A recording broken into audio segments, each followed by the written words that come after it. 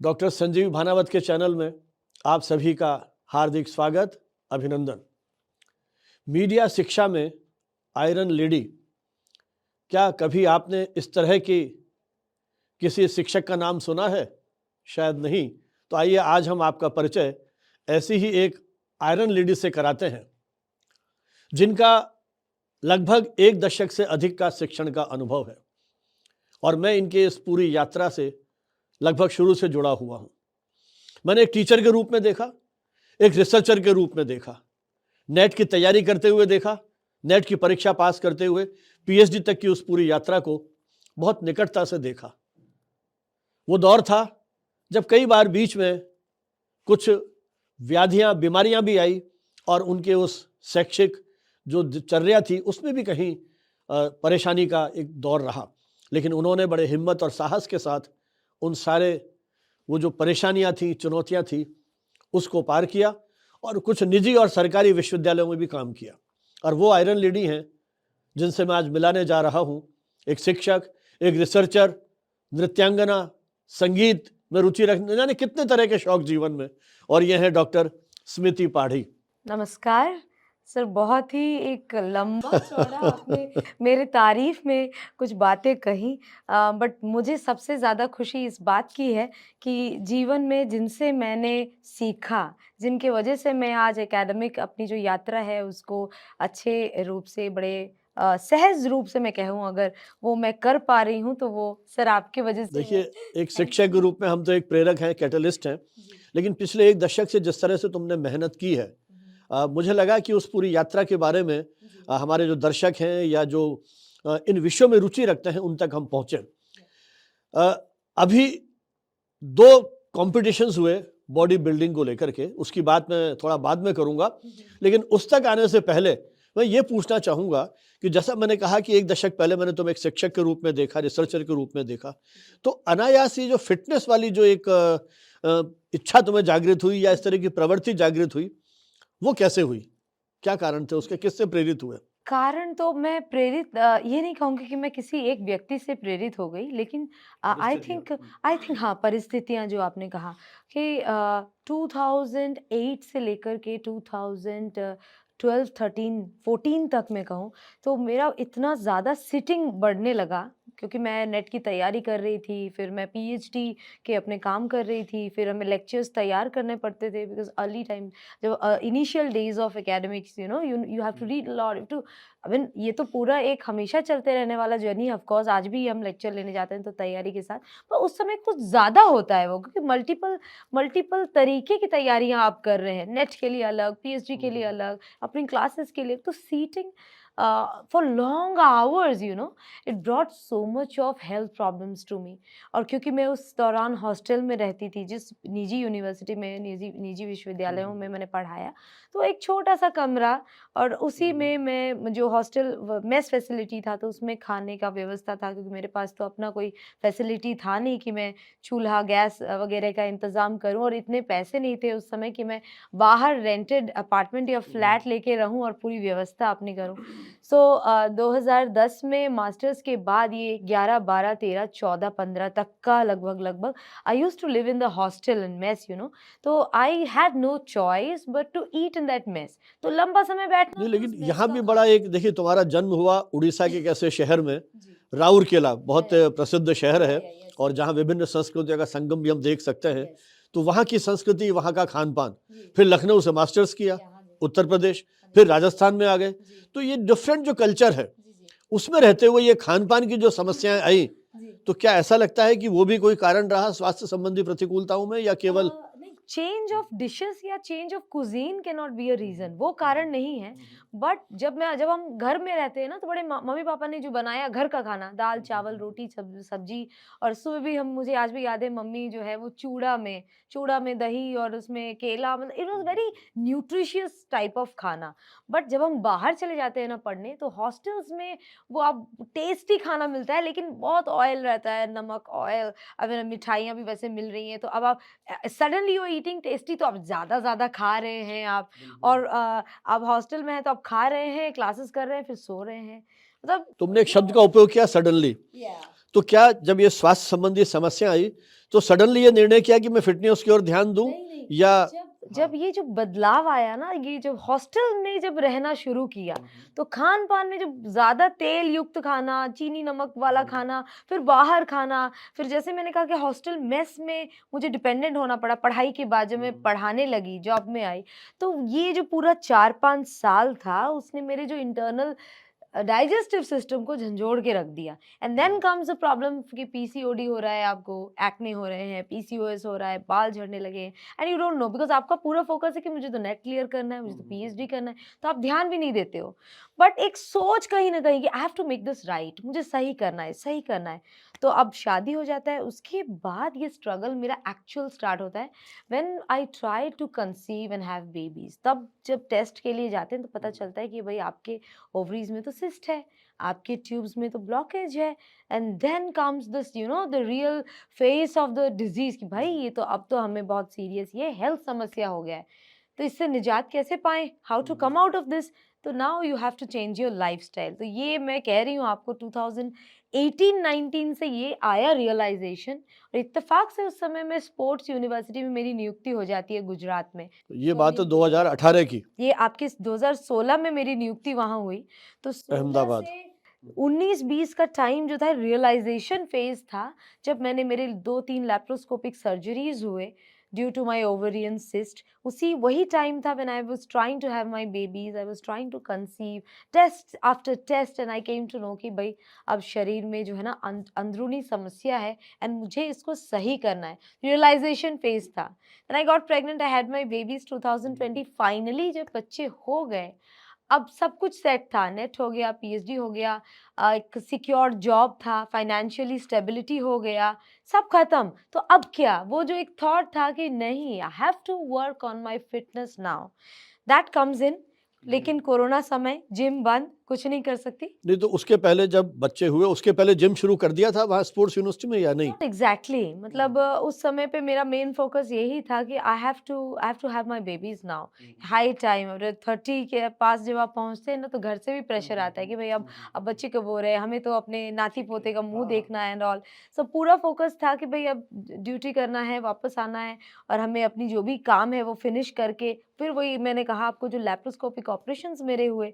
सो इतनी हेल्थ समस्याएं रही मेरी वो जो 4-5 साल कि मैंने अपना फूड स्टाइल चेंज किया, घर का खाने पे मैं स्विच किया, but I could not go to gym, वो मैं नहीं कर पाई। बट तो था जिम जाने के लिए डॉक्टर्स ने कहा या स्पोर्ट्स यूनिवर्सिटी के तुम्हारे जो कलीग्स थे उन्होंने मोटिवेट किया, या यूनिवर्सिटी में मैं जब थी तो मैं देखती थी कि इतने फिट लोग, ये athletes, my god, this level of fitness they are having. तो वहाँ पे ना वो बहुत तरीके के टेस्ट के लिए खिलाड़ी आते थे हमारी यूनिवर्सिटी में। तो मैं उनको देखती थी कि this is the kind of body structure they are having, इतने मस्कुलर, इतने एथलेटिक। और मैं उस समय पे एक आप कह सकते हैं I was lucky to get this chance. मुझे गुजरात गवर्नमेंट ने ये 200 एपिसोड सीरीज एक बनाने का मौका दिया, जिसके तहत ना मैं बहुत सारे गुजरात के डिस्ट्रिक्ट्स में जाके फुटबॉल पे, चेस पे, वॉलीबॉल पे, एथलेटिक्स के अलग अलग गेम्स पे मैं एपिसोड्स बनाती थी। जब मैं वहां जाती तो कोच और प्लेयर्स को मैं देखती थी, तो I was like my god, I want to have this kind of body, मुझे ऐसा फिजिक चाहिए।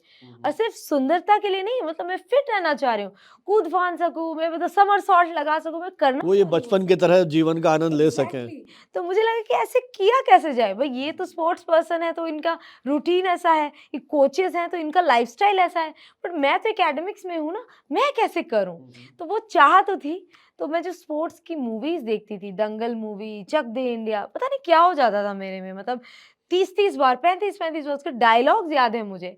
तो फिर यहाँ जब आई, चीजें थोड़ी सेट हुई, लाइफ थोड़ा सेट हुआ, देन आई थॉट कि नहीं Smriti, you have to do this thing. जो एक इच्छा है अंदर, वो करते हैं अब, इट्स हाई टाइम। लेकिन स्मृति, इच्छा और आकांक्षाओं में उसमें और उसको यथार्थ के धरातल पर लाना बहुत चुनौती है। तो उस समय जब स्वास्थ्य की इतनी प्रॉब्लम्स, इतने ऑपरेशंस, तो डॉक्टर कभी ये लगा नहीं कि मैं जिम करूंगी तो मेरे लिए और समस्या हो जाएगी, या ये उसकी कहीं से कोई वैज्ञानिक उसका जो एक कहना चाहिए कि आधार, ताकि चाहे वो स्पोर्ट्स के कोच हैं, ट्रेनर हैं, या डॉक्टर्स हैं, या वो जो तुम्हारे फिजिशियंस हैं जिन्होंने ऑपरेशन, उन्होंने कुछ सुझाव दिए, या क्या मतलब वो क्या स्ट्रगल था या अंतर्द्वंद था? ये जो एक जिम की बात है ना, जिम का मतलब सिर्फ ये नहीं है कि आप भारी वजन उठा रहे हैं। ये एक मिसकंसेप्शन है लोगों के यहाँ, लोगों के अंदर, कि भाई जिम में तो बहुत बड़े बड़े वेट्स हैं, भाई हम तो हमारा तो ये टूट जाएगा वो टूट जाएगा। It's not that. जिम एक ऐसा जगह है जिसपे बहुत तरीके के इक्विपमेंट्स हैं, लाइट वेट्स भी हैं, 2.5 केजी के डंबल्स भी हैं, ट्रेडमिल भी है, साइकिल भी है, फ्लोर भी, आपका पूरा फ्लोर है जिसमें आप मैट बिछा के आप जो है ऐसे एक्सरसाइजेस कर सकते हैं, पुशअप्स। अब बताइए, कोई पुशअप्स करके आज तक कोई इंजरी हुई है क्या? कोई बैठक लगा के कभी इंजर्ड हुआ है क्या? लेकिन हमेशा जो है ग्रेजुअली तो आप फिर ताकतवर बनते जाएंगे। मतलब अपने आप को एक्टिव रखने के लिए तुमने यहाँ से एक शुरुआत की। तो जिम के अंदर जब आप एक लेवल ऑफ एक्टिविटी आपने अचीव कर लिया, जैसे हम पहले ABCD लिखना सीखते हैं, तो उसका नेक्स्ट स्टेप क्या होता है? हम स्पेलिंग सीखते हैं, APPLE एप्पल सीख गए तो क्या अब एप्पल स्पेलिंग सीखते जाएंगे, सेंटेंस सीखेंगे, फिर पैराग्राफ सीखेंगे। ग्रामर की जो अच्छा ये बताइए कि अगर हमेशा हम सिर्फ spelling A for apple apple apple ही सीखते हैं, फिर हमारा ग्रोथ कहाँ है? तो जिम में भी हम धीरे धीरे धीरे धीरे अपने आप को और स्ट्रांग बनाने जा रहे हैं। तो भाई जब आप दंड मार रहे हैं, बैठक मार रहे हैं, तो आपने अब 500 लगा लिए, 1000 लगा लिए, अब उसके आगे क्या? तो आपको आपको उसी 2 घंटे में फिनिश करना है, अपना स्ट्रेंथ भी बढ़ाना है, तो अब आप वेट्स लेके करते हैं। तो जब जिम शुरू किया तो वो यूनिवर्सिटी से शुरू किया या कोई प्राइवेट ट्रेनर के माध्यम से शुरू किया, या किस तरह से नहीं शुरुआत कैसे की? नहीं, जब मैंने जिम का ये थॉट आया कि भाई घर पे मैं अगर करना भी चाहूँ, तो मेरे बच्चे बहुत छोटे थे, तो वो एटमॉस्फियर नहीं था। एक टाइम बाद जब बच्चे थोड़े बड़े हो ना, फिर आपके साथ वो खेलने लगे, या उनको आप इंस्ट्रक्शन दे दें कि भाई बेटा आप थोड़ा बेटर रहिए, मैं ये फिनिश करूँ। पर उस समय मेरे बच्चे बहुत ही छोटे थे, तो मेरे पास जिम जाने के अलावा और कोई ऑप्शन नहीं था। तो आई कॉन्टैक्टेड श्री तरुण कुमार चैटर्जी, जो बहुत जाने-माने मिस्टर वर्ल्ड हैं, मिस्टर एशिया हैं, हमारे अहमदाबाद में? बालेश्वर से ही, नहीं बालेश्वर में नहीं, ही। अपन ये तुमने जिम बालेश्वर से शुरू हाँ किया या जी, अहमदाबाद से शुरू नहीं किया? बालेश्वर आने के बाद अच्छा, अच्छा, 2020 अच्छा। में जब चीज़ें थोड़ी सेट हो गई मेरी तो लाइफ़। 2020 में तो कोविड आ गया था। हाँ, तो मैंने उनको फ़ोन किया कि सर मुझे ना ये अब कसरत वग़ैरह शुरू करना है। मुझे अब मैं बैठती हूँ तो घुटनों में दर्द होता है उठने के समय। वज़न जो है 78 केजीज़ पे पहुँच गया है। तो अब मैं ये कैसे? तो उन्होंने कहा कि अब जो है सब बंद है डॉक्टर पाड़ी, सब बंद है अभी, कोरोना का टाइम है। तो कैसे करें? तो वो आपको कब से शुरू करना है? मैंने कहा सर अब अभी से, पर अभी आप तो अभी दोपहर का समय हो रहा है। मैंने हाँ। कॉल उनको किया था, 2 ढाई बज रहे थे दोपहर में। तो शाम को मैं आ जाऊँ क्या? तो he was very like it was good enough of him कि उन्होंने कहा ठीक है, आप जो है मेरा घर का पता ये है, आप घर आ जाइए बात करते हैं। तो मैंने उस घर समय गई। लॉकडाउन नहीं था, मतलब ये लॉकडाउन था, लॉकडाउन में तो कैसे लॉकडाउन था। निकलोगे फिर? तो नहीं, it was not a very red zone type अच्छा, नहीं अच्छा, था। ठीक है। मतलब school and colleges were closed, gyms were closed, public places आना में जाना था येस, मतलब। बट आप आ जा सकते हैं। Grocery shops were open and all. तो मैं उनके घर गई, वही मास्क लगा के उनके हाँ, घर वो जाना जो भी हुआ। उस समय हाँ जी, प्रिकॉशंस थे। वो भी मास्क लगा के थे, तो नेचुरल पहली है। बार हम मिले। तो उनके घर पे जिम है। हम्म। तो उन्होंने कहा कि आप अभी इस समय का प्लीज़, मतलब आप मुझे दया, मतलब कुछ कृपा करें मेरे ऊपर, ये हालत हो गई है। और 5 फुट 1 इंच का अगर व्यक्ति 78 केजीज़ का हो जाए, तो आप समझ सकते हैं कितना ओवरवेट। बहुत सारी सर समस्याएँ आ रही हैं। उन्होंने कहा कोई बात नहीं, 4 बजे शार्प मैं यहीं मिलूँगा, आप आ जाएँ। तो इस तरीके से 1-2 महीना मैं उनके पास गई, तो उन्होंने जो ये मोटिवेट किया मुझे, तो एक होता है ना, जैसी संगति, संगत गुण आए और संगत गुण जाए, birds of same feather flock together. तो अब अपन उनसे ये प्रेरणा मिला हाँ, हाँ, कि हाँ, हाँ। I can take this journey forward. तो जिम जाती रही, फिटनेस को ठीक तो करी। मैं यही कहूँ कि शायद तुम्हारा वो जुनून था हाँ जी, अपने आप को स्वस्थ रखना, हाँ जी, और कहीं खुद से ही मोटिवेट होकर के, जी, और ये फिर सौभाग्य की बात रही कि इस पूरी यात्रा में तुम्हें ऐसे गुरु और ऐसे मोटिवेटर मिल गए जी, जिन्होंने तुम्हारी इस इच्छा, यस, महत्वाकांक्षा, आकांक्षा को आगे बढ़ाया। जी, लेकिन अभी रिसेंटली 2 कॉम्पिटिशन्स में तुमने पार्टिसिपेट किया। हाँ, हाँ, एक तो यहीं बालेश्वर में था, जी, और एक शायद झारसुगुड़ा में था, हाँ, एक झारसुगुड़ा हाँ, बेलपाड़, उड़ीसा में ही तो था। वो एक कॉम्पिटिशन्स थे जिसमें तुम्हें जाने का मौका मिला, बॉडी बिल्डिंग कॉम्पिटिशन में। तो ये बताओ, इसकी बात मैं विस्तार से करूंगा तुम्हारे से, लेकिन ये बताओ फिटनेस करते करते अचानक ये बॉडी बिल्डिंग का जो भूत सवार हुआ, है ना, ये कैसे हुआ? ये जैसे मैंने कहा, संगत गुण आए और संगत गुण जाए। इत्तेफाक से तरुण सर के बाद मैं मिली मेरे जो मेरे फ्रेंड हैं, हमारे को हम लोग वर्कआउट पार्टनर्स हैं, श्री अभिषेक दास। उनको बिकॉन नाम से भी लोग जानते हैं बालेश्वर में। कई सारे उनके जिम्स हैं, 4-5 जिम्स हैं इस एक छोटे से शहर में। तो वो 22 साल से बॉडी बिल्डिंग कर रहे हैं और बॉडी बिल्डर्स को तैयार कराते हैं। तो मैं एक मेल फीमेल दोनों हैं उनके उसमें। उनके में सभी लोग जाते हैं, ठीक है, हाँ। इवन बुजुर्ग लोगों को भी वो तैयारी मतलब कराते हैं। जेंडर और एज का कोई नहीं, जेंडर सभी एज तरह का के कोई, जा रहे हैं। जिनका भी इंटरेस्ट वो देखते हैं कि इसमें इंटरेस्ट है, तो वो खुद तो तैयारी करते ही हैं और उनको भी तैयार करते हैं। और एक बड़ी अच्छी चीज़ है उनके पूरे जिम के कल्चर में कि ये जो कोच और ट्रेनर और ये क्लाइंट, ये कॉन्सेप्ट नहीं है। आप यहाँ आ रहे हैं, जिम मेरा मंदिर है, यहाँ सब जो है आप सब मतलब प्रार्थना करने वाले लोग हैं और भगवान एक ही है। हनुमान जी का नाम लेके या जिन देवी देवता को हाँ, आप जिनकी मानते हैं, जिसमें आस्था है। उनकी आप उनको ध्यान करके, ये पूजा स्थल है। और यहाँ आप भगवान ने जो शरीर दिया है ना, उसको आप सुधारने आ रहे हैं। तो it's just like a place of worship. तो आप बारिश हो, ठंड हो, तूफान आ जाए तो वो एक जो culture I got expose to, this person and this culture, मैं दंग रह गई। और मेरा पूरा जीवन में ये एक स्पोर्ट के हिसाब से एंट्री ले लिया। Earlier, I was going for fitness, for reducing my weight, to be strong, but now I saw कि रोज तो मुझे जाना ही है, ये मेरे जीवन का पार्ट हो ही गया है। तो अगर मैं इतना टाइम दे रही हूँ, तो क्यों ना मैं एक पार्टिसिपेट करके, मैं मेडल्स आ रहे हैं, ट्रॉफीज आ रहे हैं, लोग जान रहे हैं, इंस्पायर, तो व्हाई नॉट डू दैट। जब बॉडी बिल्डिंग का सोचा, तो पहला रिएक्शन घर परिवार से क्या रहा? घर परिवार में तो पता ही नहीं था कि मैं बॉडी अच्छा, बिल्डिंग चुपचाप सोच लिया। रही हूँ। तो ये क्यों बताया क्यों नहीं घर पे? कुछ मन में शंका थी क्योंकि या मुझे ये लगा? खुद पे ये नहीं था, ये मैं कह नहीं सक रही थी कि मेरा जो एफर्ट्स हैं, मैं जिस हिसाब से कसरत कर रही हूँ, क्या मेरा बॉडी रिस्पॉन्ड करेगा? Because I am 35 now, I have 2 kids, C caesarean operation मेरा हुआ है।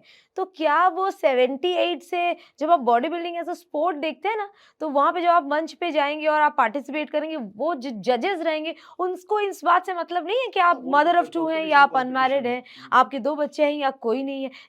They will just look at your physique and mark. तो क्या मैं तैयार हो पाऊंगी? क्या I will be ready for that? I didn't know. With time मेरा बॉडी रिस्पॉन्ड किया। जो डाइट मैंने फॉलो किया स्ट्रिक्टली विदाउट फेल, चाहे वो कोई भी सीजन हो, शादियों में जाना इसमें बंद। कहीं इतना बड़ा जो ऑपरेशन तुम्हारा अभी शायद साल भर पहले ही हुआ है, या हाँ, तो उस ऑपरेशन के बारे में कोई डर नहीं था मन में तुम्हें कि ये जब सब करूंगी तो जब बॉडी? जब मेरा ऑपरेशन हुआ because of my ovarian cyst, बहुत बड़े साइज का सिस्ट था, ऑपरेशन हुआ लास्ट जनवरी में ही हुआ। उस ऑपरेशन बेड पे मैंने ये निष्पत्ति लिया था कि कहते हैं जहाँ विल है वहाँ सब कुछ है, where is will there is a way. इंसान ऐसा कुछ नहीं है जो नहीं कर सकता। जिनके हाथ पैर नहीं है, वो अपनी बॉडी बना के जो अपने स्पेशली एबल कैटेगरी में वो मंच पे जा रहे हैं। मैंने सोचा मेरे तो हाथ पैर मुंह कान सब सलामत है और बुद्धि भगवान ने दिया है, विल पावर भी है, तो can I do it? I was asking my self. तो या मैं हमेशा ये सोच के रहूंगी कि मैंने इतना बड़ा ऑपरेशन हो गया, अब मैं कमजोर हूँ। तो मैंने उस ऑपरेशन बेड पे ये डिसीजन लिया था कि मैं सबसे नॉर्मल जो लोग जिनका ऑपरेशन नहीं हुआ है, उनसे स्ट्रांग मुझे बनना है। So that decision I took inside my heart on that operation bed, that I have to be stronger, very very strong. तो लेकिन उस समय देखिए, मुझे जो लगता है कि हम पढ़ाई भी कर रहे थे, पढ़ा भी रहे थे, रिसर्च भी कर रहे हो। उस दौर में तुमने बहुत सारे रिसर्च पेपर्स भी लिखे और उसी कारण तुम्हें मैंने हमारे जर्नल के साथ भी जोड़ा, कम्युनिकेशन टुडे जो अपना जर्नल है उसके साथ।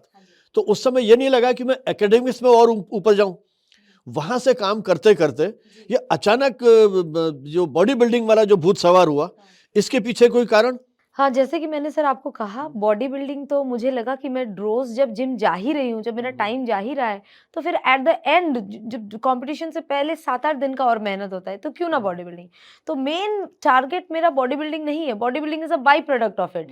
मेन टारगेट मेरा था the level of fitness that I have, मेरा स्ट्रेंथ, मेरा जो पूरे बॉडी का हेल्थ को सही करना।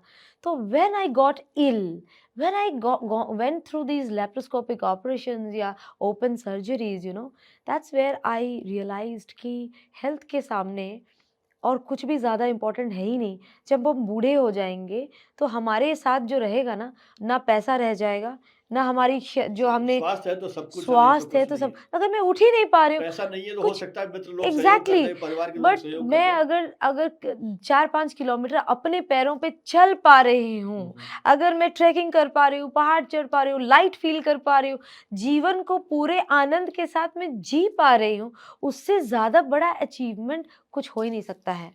अच्छा स्मृति, ये तुम्हें सब जो एक सारा जो एक एडिक्शन हो गया एक तरह से, तो उसमें जैसा 2 बच्चे बहुत छोटे-छोटे ट्विन्स हैं, पढ़ाई भी करनी है, क्लास भी लेनी है, एक यूनिवर्सिटी में पढ़ाते हुए बहुत सारे काम आपके असाइनमेंट्स भी होते हैं, यूनिवर्सिटी के भी, वहाँ भी तुम सक्रिय हो, एंकरिंग करनी है, सेमिनार्स में जाना है, करियर को भी वहाँ ग्रोथ देनी है, असिस्टेंट से एसोसिएट बनना है, प्रोफेसर बनना है और बच्चों को भी पालना है, उनको भी संस्कार देना है।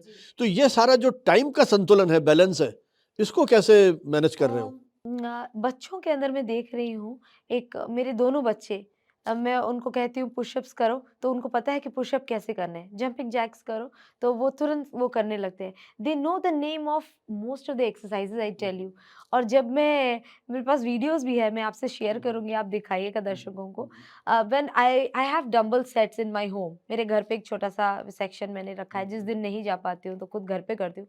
तो मैं डंबल्स में शोल्डर प्रेस कर रही हूँ, उन्होंने अपने टॉयज़ उठा लिए, से अच्छा। गाड़ियों के बड़े-बड़े चक्के होते हैं ना कार के, हाँ, हाँ, हाँ। वो उन्होंने वो निकाल लिया उसमें से। तो 2 तरफ वो ब्लैक कलर के चक्के, बीच में वो डंडा, अब वो पकड़ लिया है, अब वो उससे कर रहे हैं कि अब मम्मा तो कर रही है, मम्मा के साइड में हम कर रहे हैं। ठीक तो है। यू नो व्हाट, ये जो idea of being fit, importance of health, उनके अंदर ये आइडिया अभी से है that you know we have to be active. वो कहते हैं मम्मा अब डीजे ऑन करो, घर में स्पीकर, अब डांस करते हैं ना, अब कार्डियो करते हैं। That means they know that you know cardio is something which increases the pace of your heart and is very good for like time pass, तो वो करते हैं मम्मा। तो अब वो कह रहे हैं, तो मैं देख रही हूँ कि ये मुझे इसके नेगेटिव इफेक्ट से ज़्यादा ऐसा नहीं है, quality time is more important then the quantity of time. बहुत सारे मम्मियों को मैं देखती हूँ, पापा लोगों को देखती हूँ, घर पे तो हैं, दिन भर हैं, पर वो अपने मोबाइल्स पे हैं, बच्चे अपने वीडियो गेम्स और मोबाइल पे हैं, स्क्रीन टाइम पे। They are engaging, it's not that you live with them for like 8 hours 10 hours, but जो 4 घंटा है ना वो आपके साथ, वो आपके साथ बिल्कुल आप उनके साथ घुल-मिल के और कुछ उनको ना दिखे। आप, आपके हैबिट्स और आपके बच्चे, यू नो दैट्स मोर तो इम्पोर्टेंट।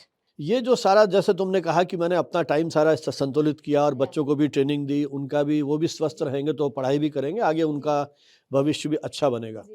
ये सारा करते करते ये अचानक कंपटीशन में जाने की फीलिंग कैसे आई और क्यों ये स्टेप लिया? Yes, so when my body changed, you know, my body changed, अभी भी मैं कहूँगी thanks to Shri Tarun Chatterjee, thank you so much Bicon for being with me। उन्होंने, इन दोनों लोगों ने मेरे फॉर्म और टेक्निक पे बहुत ध्यान दिया। तो जब आप किसी स्पोर्ट में जाते हैं तो आपको पता है कि फॉर्म और टेक्निक का बहुत एक बड़ा रोल होता है। सो उस फॉर्म और टेक्निक को सुधारते सुधारते मेरे बॉडी ने रिस्पॉन्ड किया, बहुत अच्छा रिस्पॉन्ड किया, and I reached the mark of 50 KG weight category. अब मेरे लिए आसान था, दिल्ली दूर नहीं थी जिसको कहते हैं। So I had to lose just like say 2-3 more KGs and had to follow the protocol of 1 week, उससे हो जाता। तो मैंने ये निष्पत्ति लिया कि fine, my entire friend circle is into body building. हमारा पूरा एक ग्रुप है 20-25 जनों का, वो सब बॉडी बिल्डर्स हैं, वो सब खेलते हैं। मैंने कहा ये जो मेरी पूरी संगति है जिनके साथ उठना बैठना, हम पार्टीज भी एक साथ जाते हैं, हम टाइम पास भी एक साथ करते हैं, और हम सीरियस जो वर्कआउट है वो भी साथ करते हैं। तो जो मेरा पूरा मेल जो है, लोगों का जो एक मेरा जो ग्रुप है, वो ऐसे मतलब आसान है यार, इसको किया जा सकता है। So I participated in 2 competitions this year. One women fitness model category में था, जो यहीं बालेश्वर में हुआ था, तो मेरे लिए बहुत आसान था पार्टिसिपेट करना। उसमें मैं 3rd आई, मेडल भी मुझे मिला।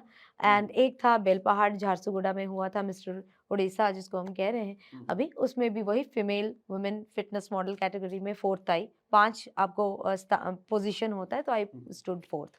तो ये जो उपलब्धियां रही, तो यहाँ सबसे बड़ा सवाल ये उठता है कि एक महिला जो शिक्षक भी है, पढ़ा भी रही है और अपने विद्यार्थियों के बीच में उसकी अपनी एक छवि है, परिवार में भी विवाह करके यहाँ आए हो, परिवार भी एक बहू के रूप में देख रहा है, बच्चे ठीक है भी बहुत छोटे हैं लेकिन माँ के रूप में भी एक वो देख रहे हैं, तुम्हारे सहकर्मी भी हैं सब। तो क्या कभी किसी ने कहा कि किसी महिला को छोटे कपड़े पहन के मंच पर नहीं उतरना चाहिए, या प्रतिक्रिया किस तरह की रही परिवार से, मित्रों से, सहकर्मियों से, विद्यार्थियों से?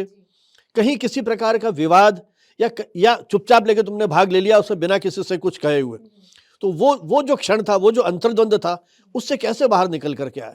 मैंने कंपटीशन में पार्टिसिपेट करने से पहले अपने घर में बात किया, अपने हस्बैंड से बात किया, and I must tell you, मेरे एक्सपेक्टेशन के बियॉन्ड मैं कहूँगी वो जो रिएक्शन था, कपड़ों को लेकर कोई बात ही नहीं हुई।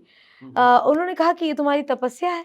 तो उन्होंने साधुओं का एग्जाम्पल दिया मुझे, जो साधु हैं वो किस तरीके वस्त्र धारण करते हैं। तो I got the answer to this question, कि तो ये तुम्हारी तपस्या है। तो मैंने कहा जी हाँ, ये मेरी तपस्या है। तो कहा तो फिर कोई बात ही नहीं है, और the debate is there is no debate on it.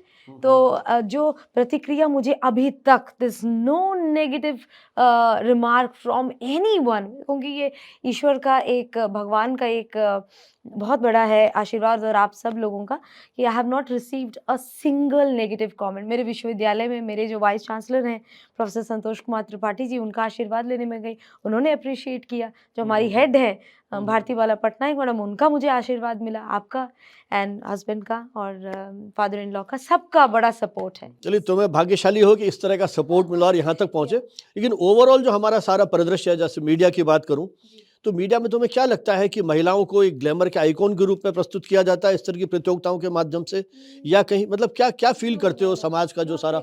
मुझे लगता है the beauty lies in the beholder's eye, जैसे हम कहते हैं। आप जैसे चीज़ों को देखेंगे, चीज़ें आपको वैसे ही दिखेंगी।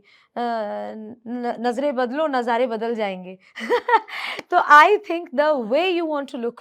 लेकिन जब पुरुष मंच पे उतरता है तो एक ताकत के रूप में, शक्ति के रूप में उसे जोड़ा जाता है। महिला उतरती है जो ग्लैमर के रूप में या उस रूप में प्रस्तुत किया जाता है। सामान्य जो अवधारणाएं हैं, जो पुरुष है, मुझे लगता है ताकत ही उसकी सुंदरता है। सर, इसमें correct me if I am wrong, when the male comes to light, the qualities that are attributed to glamour is, वो जितना शक्तिशाली होगा, it's like glamorous, like it's glamour only. And female has to be like more feminine, you have to be graceful, जो हमें भगवान ने जैसा बनाया है। सो उसके साथ तो हम प्रदर्शन भी इन कॉम्पिटिशन्स में अपने मसल्स की करते हैं, but then with grace you can be muscular and you can be graceful at the same time. तो तुम्हें ये लगता है कि जब वो महिला बॉडी बिल्डिंग के लिए मंच पर उतरती है तो कहीं उसका आत्मसम्मान, उसका स्वाभिमान और वो उसमें वृद्धि होती है, नहीं बढ़ता है कहीं को? बढ़ता ही है, of course. You are more presentable, you are more fit, you are more muscular in a very graceful way. तो अच्छा ही लगता है और बड़ा उसमें गर्व महसूस करने की बात है। कभी ऐसा नहीं लगा कि महिला की एक छवि घर में है या उस तरह का उसे रहना चाहिए? नहीं, आई थिंक मल्टीपल रोल्स हैं सर। हमारे देवियों को भी आप देखें, कितने सारे हाथ होते हैं उनके और कितनी मल्टीपल रोल्स हैं। तो आई थिंक हमारे इंडियन सोसाइटी में तो हम लोग फॉर्चुनेट हैं कि महिलाओं को कितने सारे रोल्स में एक साथ तकलीफ भी होता है, क्योंकि मुझे ही घर जाके ये देखना है कि घर सही है कि नहीं, झाड़ू लगा, और मुझे लगता है it's good thing, I think अच्छी तो बात। ये जो मदरहुड वाली बात है, जो मातृत्व के बाद भी क्या इस तरह की एक्सरसाइज और ये करके महिलाएं बिल्कुल फिट रह सकती हैं, या किस तरह का तुम जो महिलाएं इस क्षेत्र में आना चाहती हैं उनके लिए अपना जो अनुभव हो कैसे साझा करेंगे आप? मैं यही कहना चाहूँगी कि जैसे कहते हैं कि education starts with a mother, education, if you educate a mother and you educate the entire family. उसी तरीके से if the health of a mother is on point, the mother can take care of children quite well. ज़्यादा अच्छे से वो देखभाल कर सकते हैं, और नर्चरिंग जो हमें एक अंदरूनी एक होता है ना, कि हमें नर्चर करना है, हमें केयर करना है, वो बेटर कर पाएंगे। हम खुद हंसते हुए रहेंगे और स्वस्थ रहेंगे, तो पूरे परिवार को। ये जो तुम सारा परिवेश देख रहे हो, एक चीज और मैं देखता हूँ, आर्थिक पक्ष इसका। जब तुमने शुरू किया या जो लड़कियां इसमें आना चाहती हैं, तो आर्थिक स्तर पर उनको किस तरह की चुनौतियों का, कठिनाइयों का सामना करना पड़ सकता है? This game is a very costly game, और लेकिन मैं इसमें थोड़ा एक ये राय भी रखती हूँ, जब आप बाहर खाना बंद कर देते हैं, तो कितना पड़ता नहीं है? नॉट दैट, मतलब आप बाहर खाना बंद कर देते हैं, आप डेली, आप कंसिस्टेंटली, आप डिसिप्लिन के साथ डेली आप वर्कआउट करिए, एक्सरसाइज करिए, घर का खाना खाइए। अगर आप डिसिप्लिन वे में इसको लेके जाएंगे, इट्स नॉट वेरी कॉस्टली। तो लगभग महीने का कितना खर्चा आप संभव है, जैसे ट्रेनर भी हैं और भी जो खर्चे होते होंगे, फिर आपको सप्लीमेंट्स लेने पड़ते होंगे, रफली एक जो नए बच्चे आने चाहते हैं वो एक 5 to 6,000 7,000 में आपका, हाँ, 7-8 हज़ार आप। अच्छा, जब ये प्रतियोगिताएं होती हैं, जैसा हम दूसरे खेलों में देखते हैं कि ज्यादातर जो स्पॉन्सरशिप है वो पुरुषों के लिए होती है, इसमें भी कुछ इस तरह का है कि जो, नहीं, इसमें पूरे गेम को स्पॉन्सरशिप मिला था, नॉट फॉर पुरुष और महिला, ऐसा कुछ तो जो इसमें पुरुष वाला जो पार्ट था उसमें क्या ज्यादा पैसा मिला या पूरा? कुछ नहीं, पूरा एक एंटायर एक इवेंट इन यूजुअली क्या होता है इसमें? ये तो ठीक है, आपने एक स्पेसिफिक इवेंट की बात की, पूरे इवेंट को स्पॉन्सरशिप। भेद नहीं है महिला पुरुष के इसमें। अच्छा अच्छा अच्छा। जनरली हमारे यहाँ ये भी कहा जाता है कि बॉडी बिल्डिंग हमारी संस्कृति के खिलाफ है और ये सब, तो इस तरह के कहीं आपको किसी लेवल पर फेस नहीं करना नहीं, पड़ा? नहीं, बॉडी बिल्डिंग हमारे संस्कृति के खिलाफ नहीं है, क्योंकि हमारे जो ट्रेडिशनल स्पोर्ट्स आप देखेंगे, उसमें बहुत सारे ऐसे गेम हैं, जैसे हम कहते हैं हनुमान दंड, बैठक लगाना, ये सारे हमारे इंडियन कल्चर के ही हैं। हाँ, यस, महिलाएँ अब ज़्यादा बाहर निकल रही हैं, चूँकि पूरा एक जो परिदृश्य है वो चेंज आया है उसमें, तो इस क्षेत्र में भी महिलाएँ आ रही हैं। तो ये आगे आ रही है, तो जो नए आने चाहते हैं बच्चे इसमें, तो उनके लिए कोई ऐसे टिप्स कि वो क्या करें? अनुशासन की बात तो तुमसे जब बात हुई तुमने की और सारा बात भी की, उसके अलावा कुछ और ऐसे उनके लिए दिशा बिंदु हैं? स्टार्ट यंग, मैं कहूँगी start young, start from when your body is not fully developed, बहुत शुरू 5-7 साल की एज में ही शुरू कर देना चाहिए। उससे अच्छा कुछ हो ही नहीं सकता बात। यस, यस, तो सर इसी के साथ मैं तो चलिए, बहुत-बहुत धन्यवाद, आपने अपना अनुभव शेयर किया और हमारी शुभकामनाएँ हैं कि आप इस क्षेत्र में निरंतर और आगे बढ़ती रहें और अपने शिक्षण, शोध और ये जो बॉडी बिल्डिंग का आपने एक प्रेरणा दी है अपनी नई पीढ़ी के लिए, अपने विश्वविद्यालय के विद्यार्थियों के लिए, तो इस राह पर आप इसी क्षमता के साथ, सामर्थ्य के साथ आगे बढ़ें। बहुत-बहुत धन्यवाद। हमारे सभी जो दर्शक इस कार्यक्रम को देख रहे हैं, वो हमारा जो यूट्यूब का कमेंट बॉक्स है, उसमें भी अपने विचार, अनुभव जो हैं, वो शेयर करें। धन्यवाद। जय हिंद, जय भारत। थैंक यू सर, नमस्कार।